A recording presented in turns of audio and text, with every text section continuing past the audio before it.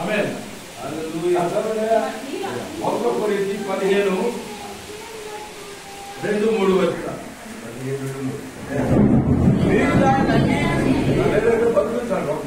మరియు సహోదరులారా, నేను మీకు ప్రకటించిన సువార్తను మీకు తెలియపరుస్తున్నాను. అదేమిటో తెలియకుండా సువార్త అన్నమనుకోండి.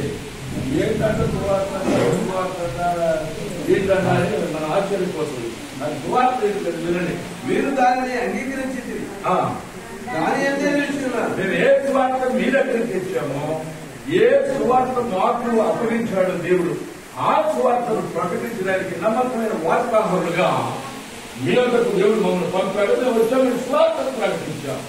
మీ విశ్వాసం వ్యర్థమైతే మీరు నమ్మేది వ్యర్థమైతే తప్ప మేము ఏ సువార్తని ప్రకటించామో ప్రకటించిన ఆ ఉపదేశము మీరు గట్టిగా హత్తుకొని ఉండేలా ఆ సువార్త వల్లనే మీరు రక్షణ పొందువారు. హల్లెలూయా. సువార్త వల్లనే మనం రక్షణ పొంది, మరి ఏమీ లేదు మనకి ఆధారం. యేసుక్రీస్తు సువార్త ఏంటంటే దేవుని కుమారుడు క్రీస్తు మన పాపములని నాకు ఇయ్యబడిన మొదట మీకు అప్పగించుకుని అదేమనగా ఏంటంటే ఇప్పుడు వెళ్తున్నారు లేఖనముల ప్రకారం క్రీస్తు మన పాపముల నిమిత్తము వారు దేవుడు ఏదైతే ముందుగా తన పరిశుద్ధ ప్రవక్త ద్వారా పలికించి బయలుపరిచిన సత్యం ప్రకారం ఆయన యేసు ప్రభువు వస్తారని, వచ్చి చనిపోతారని, తన రక్తం చిందిస్తారని, చనిపోయి తిరిగి వేస్తారని ఏదైతే దేవుడు ప్రజలందరికీ బాహాటముగా ప్రస్ఫుటంగా ప్రతి ఒక్క వ్యక్తి విని రక్షణ పొందడానికి ఆయన ఏదైతే ఉద్దేశించారో ఆ స్వార్థ గురించి ఇక్కడ చెప్తున్నారు పౌరులు.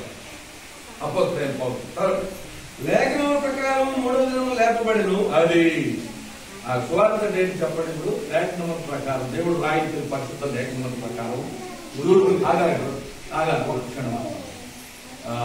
భూమి ఆకాశంలో గతించిననే గాని నా మార్గంలో ఒక పుల్లైనను సున్నాయనను తప్పిపోదు.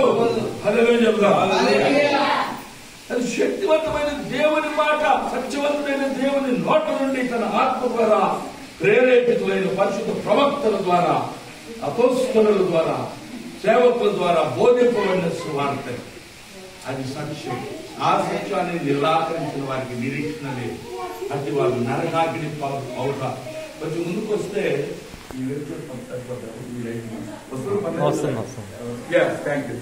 కనుక ఆ సువార్త మనం రక్షిస్తుంది. ఏంటి ఆ సువార్త? యేసు ప్రభువు మన పాపాల కోసం చనిపోయాడు, తిరిగి సమాధి చేయబడిన తర్వాత 3వ రోజున తిరిగి వచ్చాడు. లేదు, ఎంతమంది నమ్ముతున్నారమ్మా? మీరందరూ కూడా నమ్మారు కదా? నమ్మారా? బాప్తిజం పొందారా? అప్పుడు మీకు ఏం వరం దొరికాడు, ఇచ్చాడు దేవుడు? పరిశుద్ధాత్మ అనే వరమును దేవుడు తన ఆత్మను మనకిచ్చి మనలో ఆయన నివసిస్తూ మన భయమును పారద్రోలి మన కోల్పోయిన మహిమను తిరిగి ఇచ్చి మనకు వాగ్దానాలను ఇచ్చి నిరీక్షణనిచ్చి పర్వత రాజ్య పౌరసత్వాన్ని ఇచ్చి తీర్పులో మనం పాల్గొనే పని లేకుండా మరణంలో నుంచి జీవములోనికి ఆయన మనలను నాటించి ఉన్నాడు. హల్లెలూయా. కాబట్టి పిల్లరా, ఇక మేము ఎంత చెప్పినా సువార్త విని అది విని విశ్వాసం ఉంచి యేసు ప్రభు మాత్రమే నా రక్షకుడు, ఆయన తప్ప నాకు మోక్షం లేదు, అట్లా ఒక రాజ్యం లేదు, నా పాప ప్రాయశ్చిత్తం లేదు. కాబట్టి యేసు ప్రభు నేను హృదయపూర్వకంగా నమ్ముకున్నాను. ఆ సువార్తని హత్తుకోవడం ఏంటి తెలుసండి? ఏంటి తెలుసా? ఎవరైనా చూపిండి. అయ్యా ఎవరా అబ్బాయి చదువు నువ్వు అసలు ఏం చేయాలి? నువ్వు గట్టిగా అదే అట్టుగా ఇట్లే జాతరే 3 సార్లు అది కాదు. నేను చెప్పేది గట్టిగా హత్తుకోవాలి. అది కాదు, హత్తుకోవడం నీకు అర్థం కాదు. గట్టిగా పైన కాదమ్మా నువ్వు అబ్బాయి, పైన కాదు. ఎక్కడ ఎలా చేతులు 2 చేతులు క్రింద. నువ్వు కూడా ఎక్కడ ఆయన 2 చేతులు క్రింద. నువ్వు